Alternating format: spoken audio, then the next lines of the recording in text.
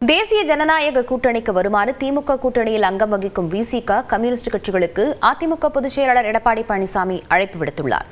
இதுகுறித்து விரிவாக பார்க்கலாம் இந்த தொகுப்பில். அசிங்கப்பட்டுமா அந்த கூட்டணியில் இருக்க வேணும். மதசார்பின்மைக்கு நேர் எதிரான இயக்கம் பிஜேபி. நாமக்கல்லில் செய்தியாளர்களிடம் பேசிய பாஜக மாநில துணைத் தலைவர் KP ராமலிங்கம் கூட்டணி தொடர்பாக திருமாவளவனை சந்திக்க இருப்பதாக கூறினார். இங்கே இப்படி இருந்தால் தனக்கு ஒரு மரியாதை வரும் என்று யாரோ சொல்லி தவறுதலாக அவர் தன்னை வழிநடத்தி கொண்டிருக்கிறார்.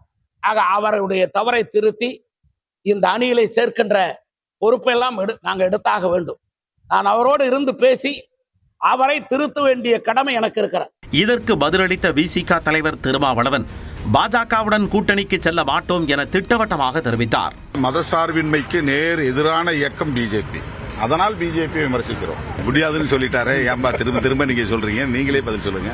அதிமுக மீது தனக்கு காழ்ப்புணர்ச்சி இல்லை எனவும் திருமாவளவன் கூறினார். அதிமுக எச்சரிக்கையா இருங்க, உங்களை பலவீனப்படுத்த பாக்குறாங்க. நீங்க சொல்லாமலேயே அவங்க கூட்டணி ஆட்சின்னு சொல்லுவதன் மூலமா உங்களை ரொம்ப குறைச்சி மதிப்பிடுறாங்கன்னு நான் சுட்டி காட்டுறேன். இந்த சூழலில் சிதம்பரத்தில் மக்களை காப்போம், தமிழகத்தை மீட்போம் சுற்றுப்பயணத்தின் போது மக்கள் மத்தியில் பேசிய அதிமுக பொதுச் செயலாளர் எடப்பாடி பழனிசாமி தங்கள் கூட்டணிக்கு வருமாறு விசிக கம்யூனிஸ்ட் ஆகிய கட்சிகளுக்கு பகிரங்கமாக அழைப்பு விடுத்தார். அந்த கூட்டணி கட்சிக்கு அவர்கள் வேட்டு வைக்கிறார் திரு ஸ்டாலின். இவ்வளவு அசிங்கப்பட்டுமா அந்த கூட்டணியில் இருக்க வேணும்.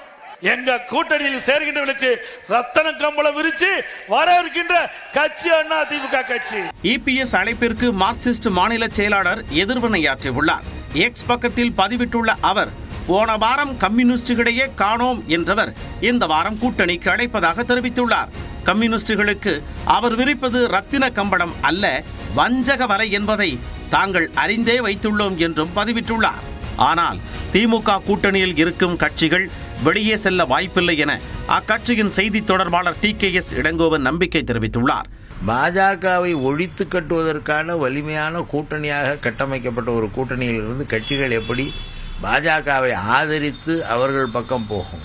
அதிமுக கூட்டணியில் பாஜக இருக்கும் வரை மற்ற கட்சிகள் இணைவது கடினம் என்கிறார் பத்திரிகையாளர் RK ராதாகிருஷ்ணன். இந்த மாதிரியான கட்சிகள் கூட வந்து சேரவில்லை என்றால் அவருக்கு இந்த தேர்தலில் தோல்விதான்.